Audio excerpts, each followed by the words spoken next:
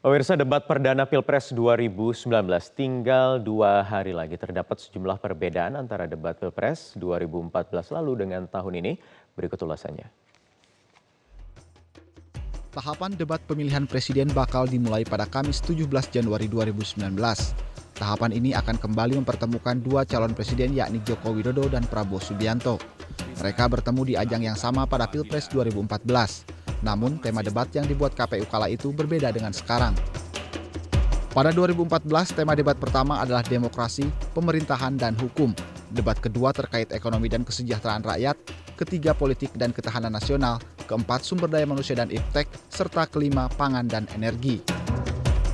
Sedangkan tema debat pada 2019, pertama adalah hukum, HAM, korupsi, dan terorisme. Debat kedua energi, sumber daya alam, dan infrastruktur. Ketiga pendidikan, kesehatan, dan ketenagakerjaan, keempat ideologi, pemerintah dan hankam, serta debat kelima ekonomi, kesra, dan keuangan. Format debat juga berubah. Pada Pilpres 2014, debat hanya dipandu oleh satu moderator, sedangkan format pertanyaannya tertutup. Sedangkan Pilpres 2019, debat dipandu oleh dua moderator dengan format pertanyaan terbuka dan tertutup. Pertanyaan terbuka berasal dari panelis yang kisi-kisinya diberikan lebih dulu kepada paslon. Tim Liputan, Metro TV.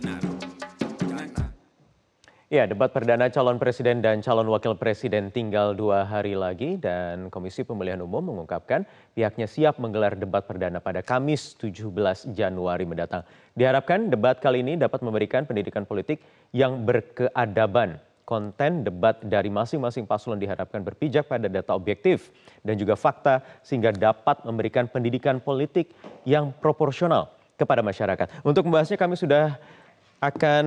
sudah bergabung ada dua orang narasumber di studio Metro Pagi Prime Time. Hari ini ada pengamat politik Ray Rangkuti dan juga langsung dari sambungan telepon ada Komisioner KPU Pramono Ubaid. Selamat pagi, Pak Ray. Dan juga ada Mas Pramono. Selamat pagi. Selamat pagi Mas Wahyu, selamat pagi Bu Ray. Selamat pagi Bu. Ya, selamat pagi. Mas Pram, sudah sejauh mana persiapan untuk 2 hari lagi jelang debat perdana? Apakah ada hal-hal teknis yang berubah mungkin atau tetap fix dengan apa yang sudah disepakati beberapa waktu lalu? Sampai tadi malam tidak ada rencana perubahan apapun terkait dengan format, substansi maupun teknis-teknis debat kandidat kita yang pertama ini. Kita tinggal memastikan seluruh undangan dalam acara itu bisa tersampaikan kepada semua daftar yang sudah kita susun begitu. Jadi secara teknis maupun substansi persiapan kita sudah sangat matang. Apa kemudian nanti yang akan dihadirkan ketika KPU juga harus menjawab ekspektasi publik? Dialog kita pagi hari ini temanya debat harus memberikan pendidikan politik. Artinya calon pemilih ini mungkin sebagian tidak lagi ingin disuguhi oleh kampanye-kampanye yang kurang substantif atau substansial selama 4 bulan awal masa kampanye ini. Apa yang nanti akan kira-kira bisa dijaga dari debat perdana hingga nanti kelima? Sebenarnya kan ada dua ekspektasi sebenarnya yang kita terap dari masyarakat ya. Masyarakat pertama mau melihat gagasan, ide dan sikap politik para pasangan calon ini dalam format yang lebih utuh, yang lebih menyeluruh gitu ya. Bukan hanya narasi-narasi kosong, bukan hanya jargon-jargon yang bombastis gitu ya. Nah, itu pertama. Lalu kemudian yang kedua, tapi ada juga sebagian masyarakat kita yang tetap ingin melihat sisi-sisi spontanitas, kemudian bagaimana lebih ke arah air mukanya, gesturnya, cara pengucapannya, begitu ya. Bagaimana merespon pertanyaan pasangan calon lawan, gitu. Nah, dua hal itu kita tangkap dari masyarakat. Nah, karena itu format debat kita kali ini mengkombinasikan tadi sebagaimana ditayangkan itu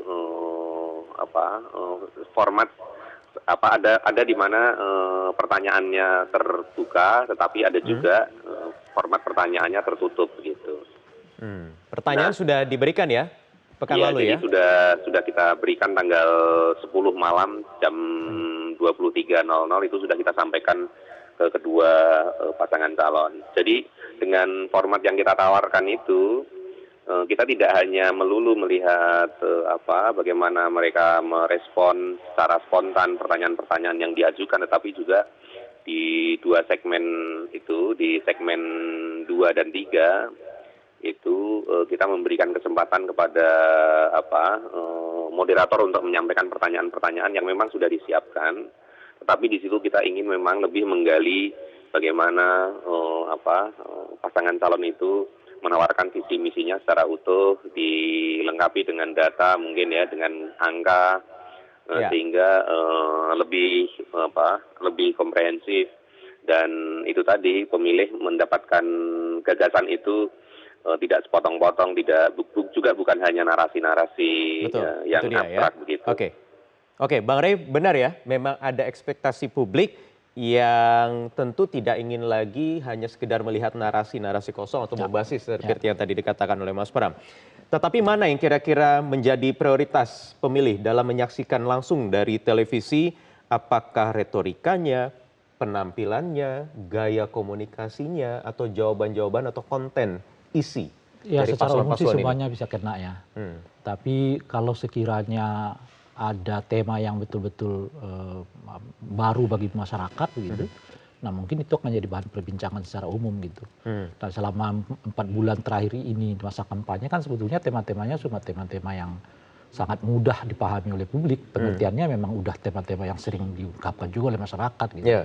Nah, boleh jadi kalau misalnya panelis ya agak masuk ke angka yang lebih teknis gitu ya, atau isu-isu yang lebih terbaru, atau kemudian juga pandangan yang lebih apa yang dilakukan 5 tahun ke depan gitu, itu akan menarik minat pemilih untuk melihat apa kontennya gitu. Tapi seharusnya kalau melihat atau membandingkan dengan Pilpres 2014 lalu, temanya sekarang sudah jauh lebih padat ya, lebih spesifik, lebih padat. Tema begitu lagi. Justru jadi pertanyaan kita itu apakah cukup waktu ya membahas untuk 5 tema yang begitu besar ya? Itu kan semuanya sangat besar tema-tema itu gitu.